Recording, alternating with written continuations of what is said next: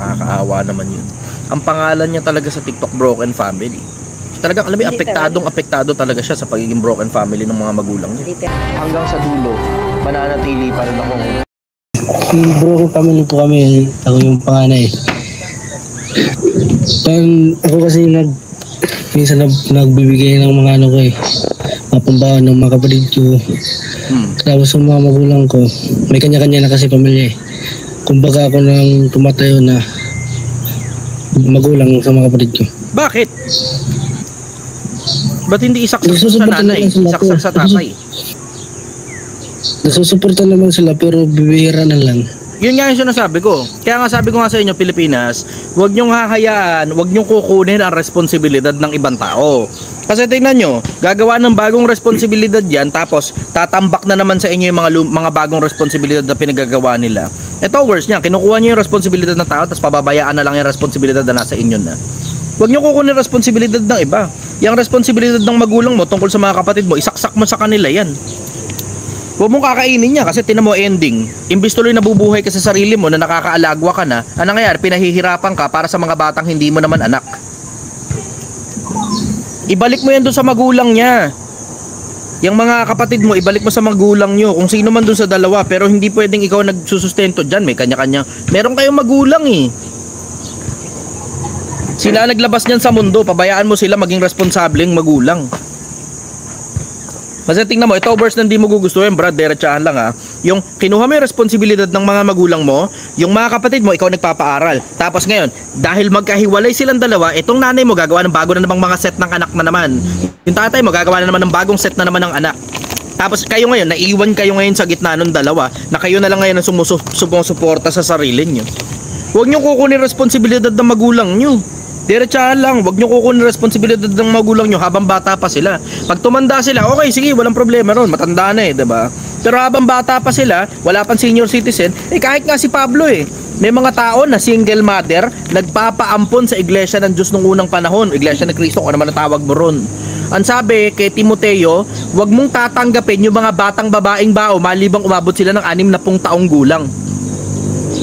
Nakasulat yan sa Biblia. Huwag niyong tatanggapin yung responsibilidad ng mga tao maliban na umabot sila ng 60 taong gulang. Pag 60 taon na, syempre matanda na sila. O sige, ngayon tulungan nyo. Okay yun, walang problema ron. O may sakit, o kung ano man, disgrasya, gano'n, o PWD, walang problema. Pero wala namang diferensya, wala namang problema, naghiwalay lang sila. Ngayon lalamunin mo ngayon lahat ng mga obligasyon na pinagagawa ng mga magulang mo nung panahon nagpapasarap pa sila. Isaksak mo sa magulang mo yan, nakuha mo, brother. Opo. Follow-up question, brother. Kasi po may kanya-kanya po silang pamilya Kumbaga ngayon nasa gitna na kami ng may kanya-kanya na silang anak, may kanya-kanya na silang pamilya. Kami naman. Sabi ko, tinan mo, hindi nga talaga ako nagkamali. Pagkukulang mo rin yan, brother, kailangan consider mo rin na pagkukulang mo yan. Bakit mo kinuha yung responsibilidad sa mga kapatid mo na alam mo naman ang responsibilidad niyan dun sa gumawa ng bata? Huwag nyo kukunin responsibilidad ng mga tao. Kasi ang mga tao si Raulo. Pag kinuha nyo ang responsibilidad nila, gagawa ng bagong responsibilidad yung mga yan. O ngayon, ano nga nangyayari? Naiwan na ngayon sa'yo yung responsibilidad na yan na hindi naman nararapat. Supposed to be, kung sino man yung magulang yan, dun dapat yung mga bata. Ngayon na nangyari, ikaw yung panganay, sa'yo ngayon sinaksak yung mga bata na yan, hindi mo naman mga anak, hindi ka ngayon makagawa ng sarili mong kinabukasan. Ang nangyari tuloy, gisa sa sariling mantika, pinagsama-sama na lang kayo, tapos yung pangalay, siya nang bahala ron sa iba. Kalokohan yan. Sa akin, isang malaking kagaguhan ng mga magulang yan. Ayan, nakasulat sa Biblia, hindi mo naman maitatanggi yan Ang hindi nagkakandili ng sariling kanya, lalong masahol kaysa hindi sumasampalataya. Yang mga ganyang klase ng mga tao, masahol pa sa demonyo yan Diretsahan lang, yung mga ganyang klase ng magulang, masahol pa sa demonyo yan.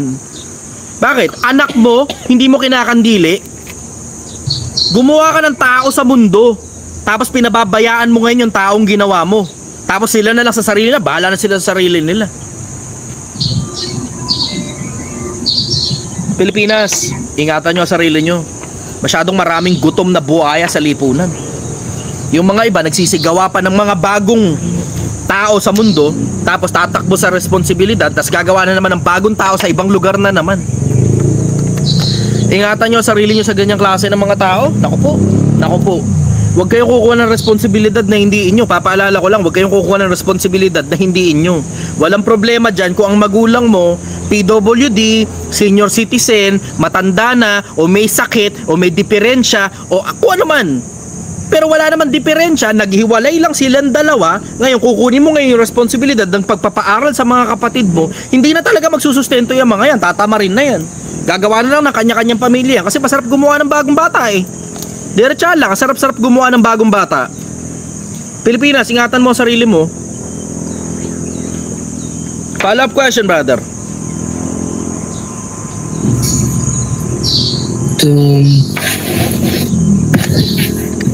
Paano ko kaya papaliwanag sa mga kapatid ko na di mo na ako magsuporta para tulungan ko din sarili ko para sa akin?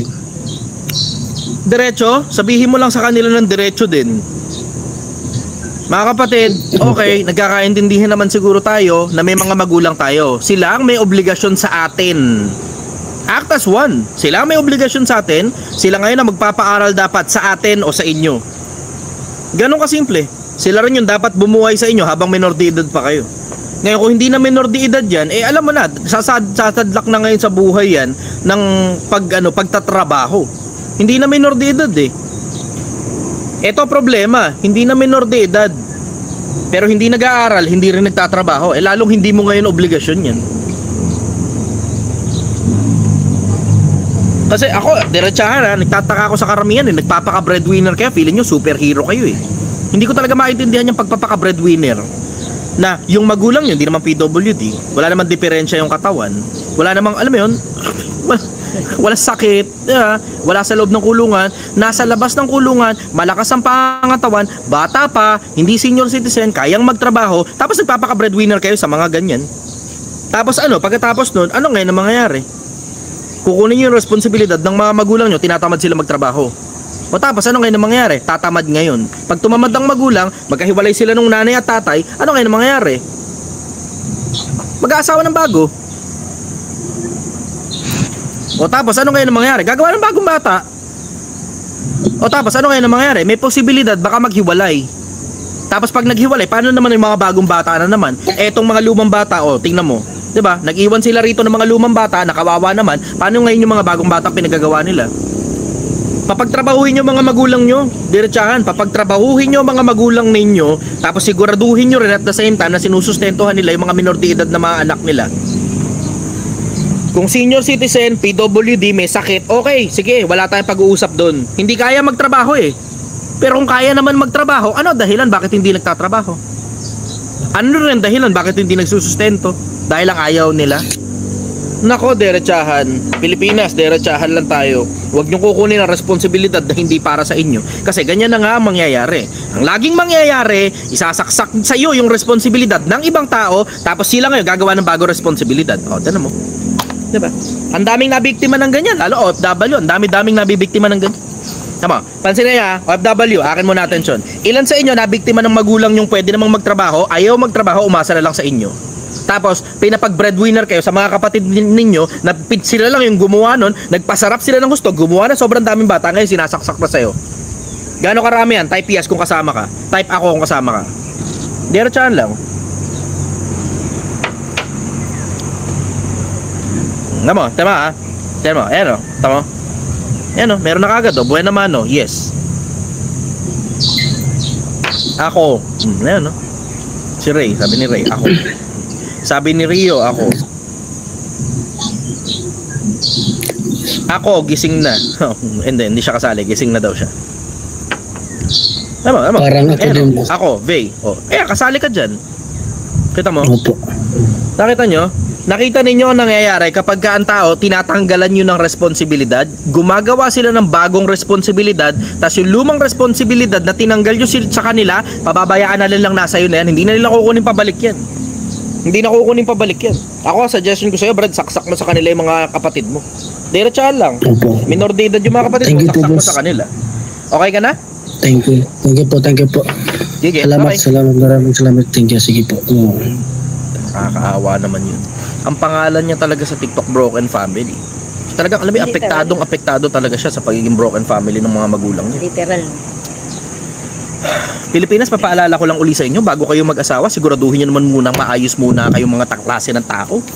Tangina, yung iba kasi nag-aasawa para lang magpasarap eh. Yung iba nag-aasawa para lang magpasarap, para lang may kakantutan sila, para lang may kasama sila, may hug, may kiss. Nakakadiri eh. Saan nangyayari? Mga kanduha, ayos, ang sarap, ayos, nagkaanak ka ngayon, tingnan natin kung masarap pa makipagkantutan. May responsibilidad na eh.